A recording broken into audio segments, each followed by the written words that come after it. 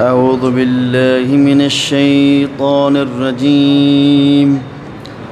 بسم الله الرحمن الرحيم. إنا أعطيناك الكوثر فصل لربك وانحر إن شانئك هو الأبتر. صدق الله العلي العظيم. اللهم صل على محمد وآل محمد. بسم الله الرحمن الرحيم. عن جابر بن عبد الله الأنصاري عن فاطمة الزهراء عليها السلام بنت رسول الله صلى الله عليه وآله قال سمعت فاطمة أنها قالت دخل علي أبي رسول الله في بعض الأيام فقال السلام عليك يا فاطمة فقلت عليك السلام. قال إني أجد في بدني ضعفا فقلت له أعيذك بالله يا أبتاه من الضعف. فقال يا فاطمة ائتيني بالكساء اليماني فغطيني به فأتيته بالكساء اليماني فغطيته به وصرت أنظر إليه وإذا وجهه يتلألأ كأنه البدر في ليلة تمامه وكماله. فما كانت إلا ساعة وإذا بولدي الحسن عليه السلام قد أقبل وقال السلام عليك يا أمه. فقلت عليك السلام يا قرة عيني وثمرة فؤادي. فقال يا أمه إني أشم عندك رائحة طيبة كأنها رائحة جدي رسول الله. فقلت نعم إن جدك تحت الكساء. فأقبل الحسن عليه السلام نحو الكساء فقال السلام عليك يا جداه يا رسول الله أتأذن لي أن أدخل معك تحت الكساء؟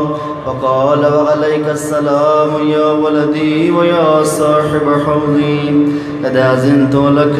فدخل معه تحت الكساء وما كانت إلا ساعة وإذا بولدي الحسين عليه السلام قد أقبل وقال السلام عليك يا أمه. فقلت وعليك السلام يا ولدي ويا قرة عيني وثمرة فؤادي.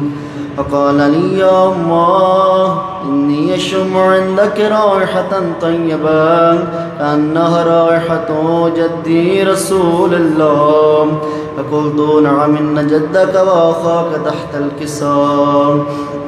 فدنا الحسين عليه السلام نحو الكساء فقال السلام عليك يا جدا. السلام عليك يا من اختاره الله وتأذن لي أن أكون معكم تحت الكساء. فقال وعليك السلام يا ولدي ويا شافع أمتي قد أذنت لك. فدخل معهما تحت الكساء.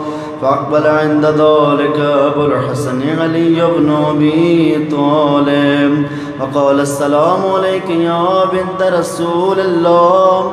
فقلت وعليك السلام يا أبا الحسن ويا أمير المؤمنين. فقال يا فاطمة إني أشم عندك رائحة طيبة كأنها رائحة أخي وابن عمي رسول الله. فقلت نعم ها هو مع ولديك تحت الكساء. فأقبل علي عليه السلام نحو الكساء فقال السلام عليك يا رسول الله أتأذن لي أن أكون معكم تحت الكساء؟ قال له وعليك السلام يا أخي ويا وسيي وخليفتي وصاحب لبائي قد أذنت لك. فدخل علي عليه السلام تحت الكساء ثم أتيت نحو الكساء فقلت السلام عليك يا أبتاه يا رسول الله أتأذن لي أن أكون معكم تحت الكساء؟ قال وعليك السلام يا بنتي ويا بزغتي. قد أذنت لك فدخلت تحت الكساء فلما اكتملنا جميعا تحت الكساء أخذ بي رسول الله بطرفي الكساء ووضع بيده اليمنى إلى السماء وقال اللهم إن هؤلاء أهل بيتي وخاصتي وحامتي لحمهم لحمي ودمهم دمي يؤلمني ما يؤلمهم ويحزنني ما يحزنهم.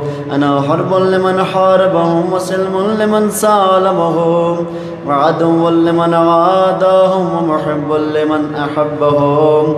إنهم مني وأنا منهم فاجعل سلاماتك وبركاتك ورحمتك وغفرانك ورضوانك علي وعليهم واذهب عنهم الرجس وطهرهم تطهيرا. وقال الله عز وجل يا ملائكتي ويا سكان سماواتي إني ما خلقت سماء مبنيا ولا أرضا مدحية ولا قمرا منيرا ولا شمسا مضيا ولا فلكا يدور ولا بحر يجري ولا فلكا يسري إلا في محبة هؤلاء الخمسة الذين هم تحت الكساء. فقال الأمين جبرائيل يا ربي ومن تحت الكساء؟ فقال عز وجل هم أهل بيت النبوة ومعدن الرسالة هم فاطمة وأبوها وأهلها وبنوها. فقال جبرائيل يا ربي أتأذن لي أن أهبط إلى الأرض لأكون معهم سادسا؟ فقال الله نعم قد أذنت لك. فهبط الأمين جبرائيل وقال السلام عليك يا رسول الله. العلي الأعلى يقرئك السلام ويخصك بالتحية والإكرام ويقول لك وعزتي وجلالي إني ما خلقت سماء مبنيا ولا أرضا مدحية ولا قمرا منيرا ولا شمسا مضية ولا فلكا يدور ولا بحرا يجري ولا فلكا يسري إلا لأجلكم ومحبتكم. فقد أذن لي أن أدخل معكم فهل تأذن لي يا رسول الله؟ فقال رسول الله وعليك السلام يا أمين وحي الله إنه نعم قد أذنت لك.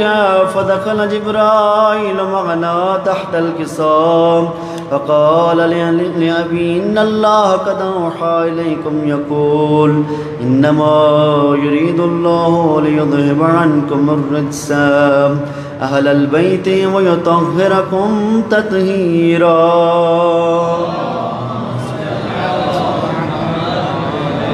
فقال علي عليه السلام لأبي يا رسول الله أخبرني ما لجلوسنا هذا تحت الكساء من الفضل عند الله. فقال النبي صلى الله عليه وآله والذي بعثني بالحق نبيا واصطفاني بالرسالة نجيا ما ذكر خبرنا هذا في محفل من محافل أهل الأرض وفيه جمع من شيعتنا ومحبينا إلا ونزلت عليهم الرحمة وحفت بهم الملائكة ما استغفرت لهم إلا يتفرقوا.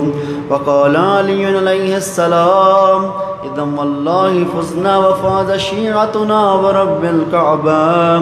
وقال النبي صلى الله عليه وآله ثانيا يا علي عليه السلام والذي بعثني بالحق نبيا واصطفاني بالرسالة نجيا ما ذكر خبرنا هذا في محفل من محافل أهل الأرض وفيه جمع من شيعتنا ومحبينا وفيهم مهموم إلا فرج الله همه ولا مغموم إلا وكشف الله همه ولا طالب حاجة إلا وقضى الله حاجته. فقال علي عليه السلام: إذا والله فزنا وسعدنا، وكذلك شيعتنا فازوا وسعدوا في الدنيا والآخرة ورب الكعبة.